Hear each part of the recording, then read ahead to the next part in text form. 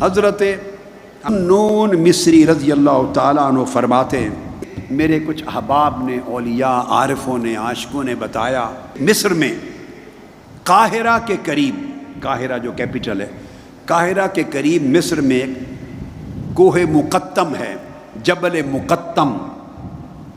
اس جبل مقتم کی غاروں میں ایک اللہ کی بندی، ایک عاشق، اللہ کی عاشقہ رہتی ہے، اور اس کا عالم عشق عجیب ہے۔ حضرت ذو-النُّون مصری کہتے ہیں میں اس کی زیارت کے لیے اور اس سے عشق کا سبق لینے کے لیے اور اس کے احوال جاننے کے لیے چل پڑا۔ میں جب وہاں گیا بہت تلاش کیا، وہ تو نہیں ملی، مگر کچھ اور عابد زاہد لوگ، عبادت گزار لوگ مل گئے۔ میں نے ان سے پوچھا اس عاشقہ کا، اس دیوانی کا جو عشق الہی میں دیوانی ہو گئی۔ انہوں نے کہا ذو-النُّون کیا بات ہے، داناؤں سے بھاگتے ہو اور دیوانوں کو تلاش کرتے ہو؟ انہوں نے کہا داناؤں سے بھاگتے ہو، دیوانوں کو تلاش کرتے ہو؟ اس نے کہا میں آیا ہی دیوانے کی تلاش کے لیے، مجھے پتہ بتا دو۔ انہوں نے کہا جائیں اس سمت، آگے ایک بڑا سا پتھر آئے گا، وہ پتھروں کی کسی چٹان پر بیٹھی ہوگی۔ حضرت ذو-النُّون پہنچ گئے۔ اب جب وہاں پہنچے، سلام کیا تو آپ نے پوچھا، سلام کا جواب دیا تو وہ کہتی ہے ذو-النُّون تمہیں دیوانوں سے کیا کام؟ وہ ان سے سن کے آئے ہیں لفظ، تمہیں دیوانوں سے کیا کام؟ آپ کہنے لگے آپ کیسے دیوانی ہیں، آپ کس طرح دیوانی ہو گئی؟ اس نے کہا ابھی سن کے نہیں آئے، لوگ مجھے دیوانہ کہتے ہیں، سن کے نہیں آئے ہو۔ اس نے کہا کس شے نے تجھے دیوانہ بنا دیا، کس شے نے تجھے اس حال پر پہنچا دیا؟ اب اس نے جواب دیا مولا کے عشق نے دیوانہ بنا دیا، اور اس کی شوق نے، شوق ملاقات نے مجھے حیرت زدہ بنا دیا،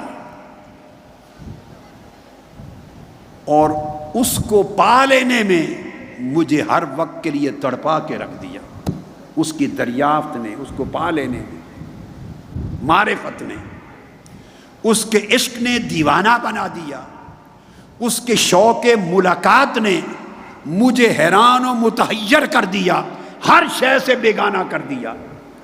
عشق نے اس کا دیوانہ کر دیا، اور اس کے شوق ملاقات نے مجھے ہر شے سے بیگانہ کر دیا، اور اس کی معرفت جب سے ملی، اس کی معرفت نے مجھے تڑپا دیا۔ اب میں جنگلوں، صحراؤں اور غاروں میں صبح و شام تڑپتی پھرتی ہوں۔ انہوں نے کہا، پھر جواب دیا، انہوں نے کہا محبت قلب میں ہوتی ہے، اور شوق لقاء ملاقات کا شوق فؤاد میں ہوتا ہے، اور معرفت اس کی پہچان سر میں ہوتی ہے۔ ذو-النُّون مصری کہتے ہیں میں نے پوچھا کہ کیا قلب اور فؤاد الگ الگ چیزیں ہیں، دو الگ چیزیں ہیں؟ اس نے جواب دیا ہاں، قلب اور شے ہے، فؤاد اور شے ہے۔ قلب کو جو نور ملتا ہے اس نور قلب کو فؤاد کہتے ہیں۔ ترجمے میں فؤاد کا معنی بھی دل لکھا جاتا ہے، مگر دل کے اندر ایک دل ہے۔ عاشقو، یہ دل تو ایک لوتھڑا ہے، ایک گوشت کا عضو ہے، اس کا کام تو خون کو لینا اور پمپ کر کے خون کو بھیجنا، خون کو لینا، پمپ کرنا، پھر خون کو پھیپھڑوں کی طرف آکسیجن کے ساتھ ستھرا کرنا، پھر پمپ کر کے خون کو جسم میں، یہ تو خون کا پمپ ہے، یہ تو جسم کی جسمانی زندگی کو رواں دواں رکھنے کا ایک عضو ہے۔ مگر اس دل کی آنکھیں کہاں، اس دل کا شعور کہاں، اس دل کی معرفت کہاں؟ اس دل کے اندر ایک دل ہے جو نظر نہیں آتا، اس کو فؤاد کہتے ہیں۔ اگر اس دل کو نور مل جائے تو اس نور قلب کا نام فؤاد ہے۔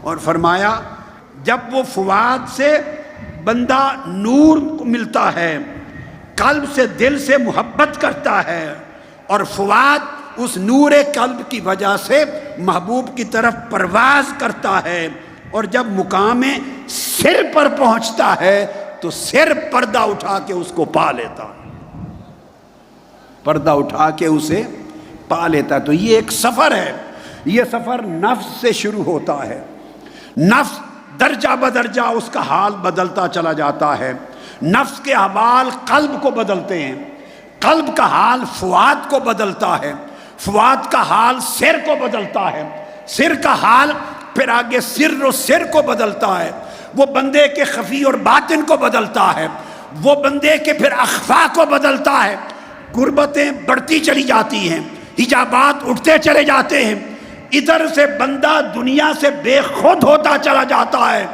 ادھر سے معرفت کے ذریعے بندہ باخبر ہوتا چلا جاتا ہے، اور اس کے باخبر ہونے سے وہ لذت اور سرور ملتا ہے کہ وہ سرور دنیا کی کسی اور شے میں عاشق کے لیے نہیں رہ جاتا۔